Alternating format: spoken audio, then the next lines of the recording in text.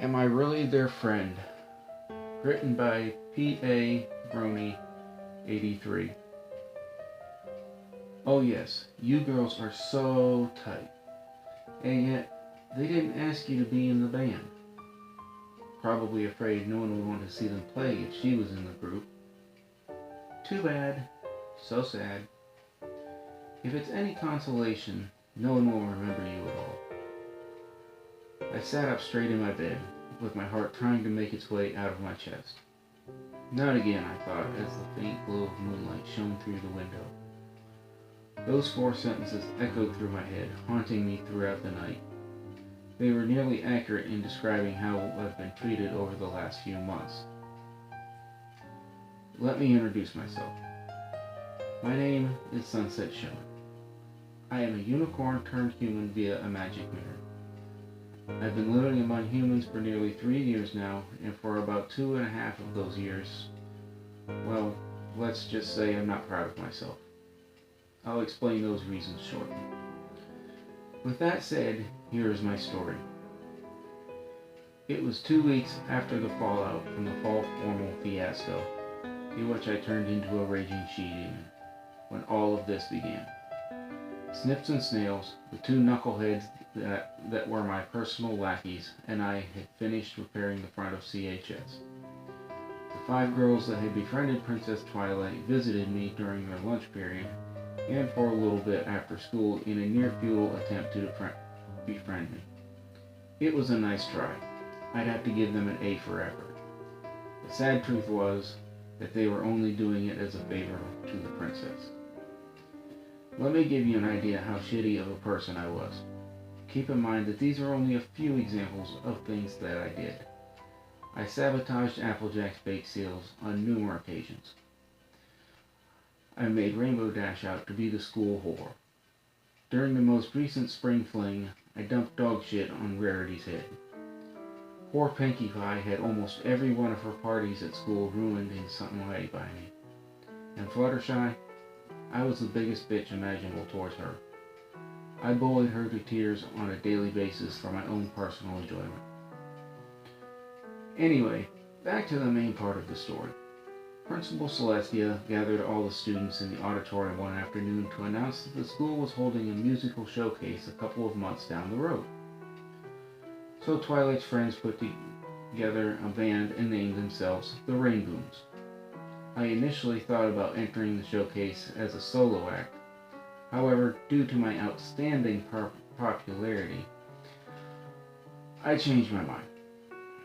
I kept my guitar and singing skills to myself while I waited for Rainbow Dash and the others to invite me to join them.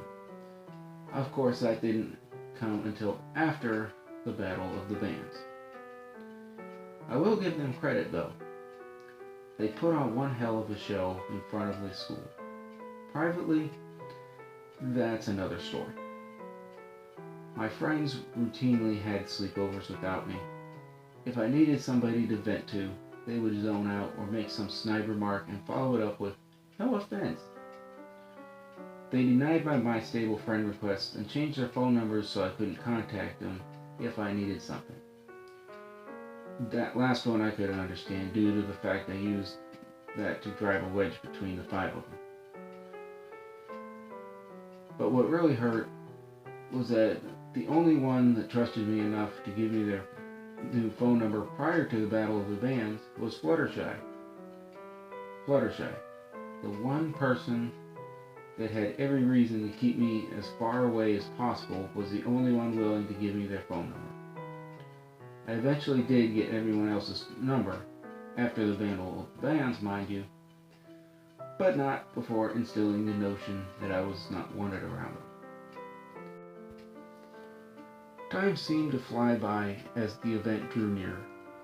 During that time, I accompanied the Rainbooms to their practices with the minute chance to get an invite to join the band. My resolve slowly weakened each practice as Rarity constantly took jabs at me and Flash, then feigned shock when she saw the hurt on my face. "Sorry, I always forget you and Flash used to be an item," she would repeatedly say. I will admit that I used him for popularity, but I did have some feelings for him, and being heckled over our breakup on a daily basis hurt deep down inside. I would ask myself the same question every day as I slowly walked home from school. Is this really worth it? No one seems to care that I'm trying to make amends. After arriving at my rundown apartment, I would go through the same routine. My book bag would get set on the floor next to the desk. I then draped my jacket over the desk chair before climbing into the loft and crying myself to sleep. Hours later, I would wake up, my eyes still puffy from crying, sit with my back against the headboard, draw my knees up to my chest, and wonder why I kept going back to the treatment I was receiving. Soon I will reach my breaking point, and I will know for sure if they truly... Well, no, I actually won't know, because I'll be dead. That thought would repeat itself in my head daily, from the time I woke up until I went to bed. The strange thing is that it sometimes brought an easy smile to my face. It wasn't until the week of the musical showcase, or rather the Battle of the Bands, that everything went to hell in a handbasket. When Adagio, Aria, and Sonata showed up, I volunteered to give them a tour of the school in order to make a good first impression. But something about them radiated trouble as the tour went on. However, due to my inexperience with friendship, I couldn't place where they sat on the trouble meter. Shortly after the tour, I joined the rest of the girls for lunch where I voiced my concerns. Surprisingly, they listened to me for a change. It didn't take long for us to find out how much trouble they truly were. About an hour later, I sent a message to Princess Celestia via a magic journal that I had brought with me to this world 3 years prior. The message never made it to Celestia, however. It was received by Princess Twilight, who had taken possession of the linked journal in Equestria. The next day, the girls and I were hanging out next to the statue when Twilight came flying, quite literally, through the portal. I was the first to approach her and offered my hand to help her up. Her response? She looked at her friends first and then hesitantly took my hand. Some princess of friendship.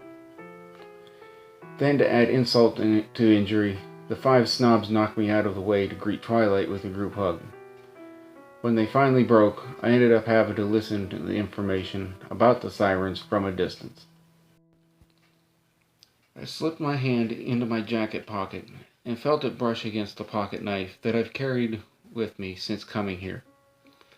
I wonder, I thought as I caressed it subtly, is my breaking point nearing? I shook the thought from my head and tagged along behind the 6 of them as they went to Sugar Cube Corner. Oh, that went even better than the interaction at the statue. Not only was I forced to sit on the arm of the couch because Rainbow decided to prop her legs up on the table, but Pinkie Pie bought drinks for everyone but me. So since payday wasn't until next week, I had to do without. Then the unthinkable happened. We can use that magic on the sirens just like we used it on Sunset Shimmer when she turned into that horrifying winged monster. No offense. Came from the mouth of the Princess of Friendship.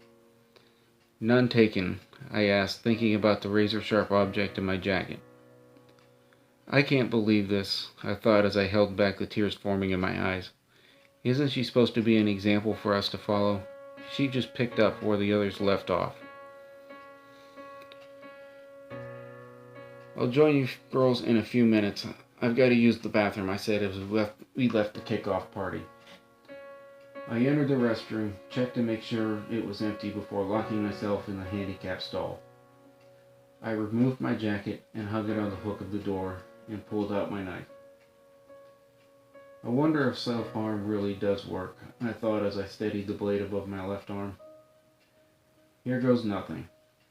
I bit my bottom lip and pressed the blade into my skin until blood began leaking.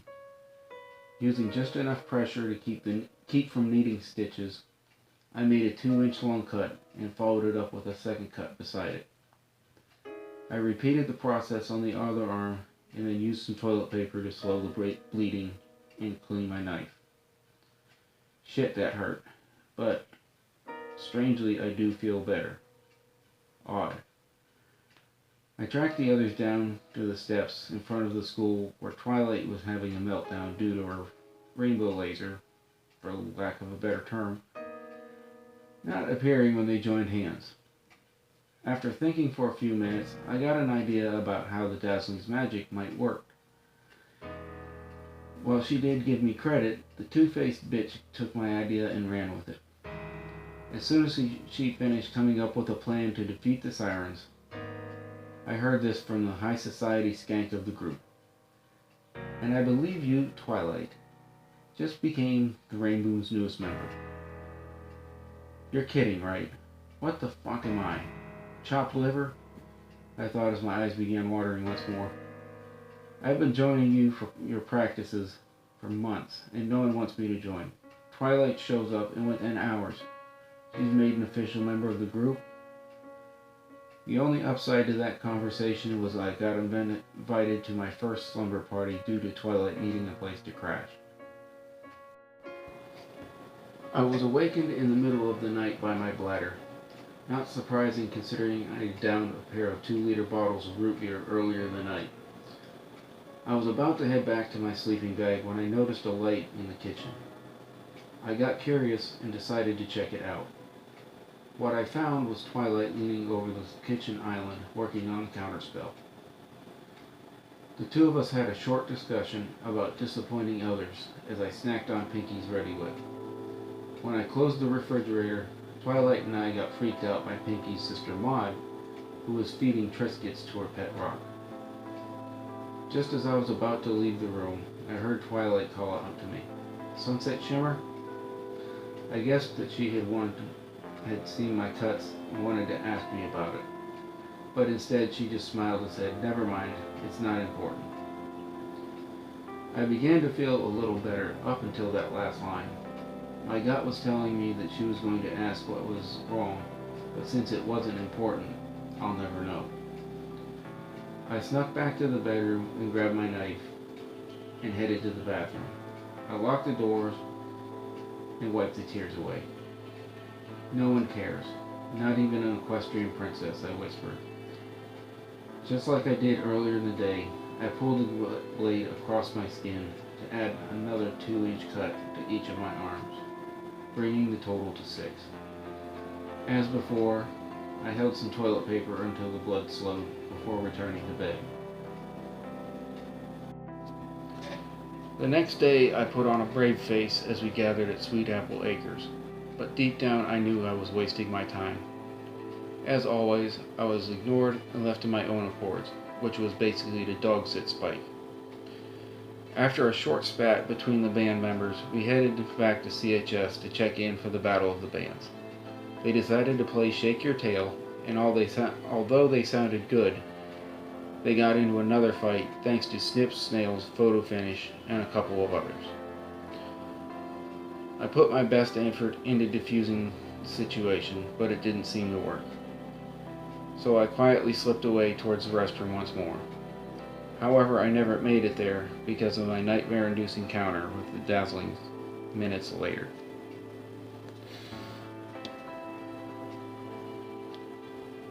I hope you guys enjoyed watching this. If you'd like to have me do more readings of my stories, let me know in the comments. And I will see you later.